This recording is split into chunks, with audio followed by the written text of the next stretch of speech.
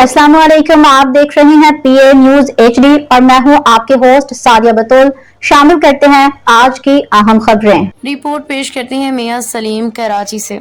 10,000 खवातीन के लिए मुफ्त इलेक्ट्रिक बाइक स्कीम का आगाज, जाने दरख्वास्त देने का तरीका।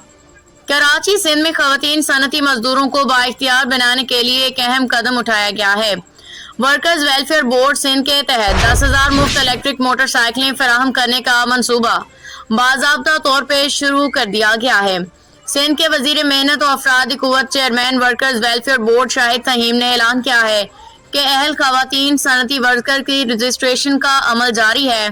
दरख्वास्त देने के लिए खवातीन को बोर्ड की ऑफिशियल वेबसाइट www.www.sindh.government.pk पे फॉर्म जमा करवाना होगा।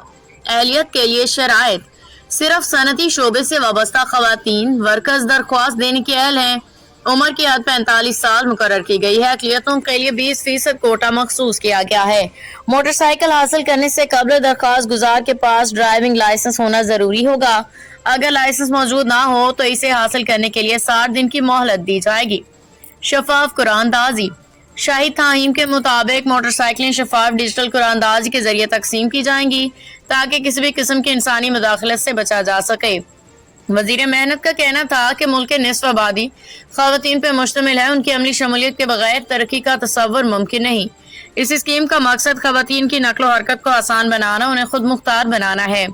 वाज़ेह रही कि यह फैसला वर्कर्स वेलफेयर बोर्ड सिंध की 33वीं इजलास में किया गया था, जिसकी सदारत शाहिद ताहीम ने की। इजलास में खवातीन सनती वर्कर्स के लिए इलेक्ट्रिक मोटरसाइकिलों की फराहमी के इस मंसूबे को मंजूर किया गया। न्यूज स्टूडियो से अब तक के लिए इतना ही। मजीद खबरों और अपडेट्स के लिए देखते रहिए पीए न्यूज एचडी।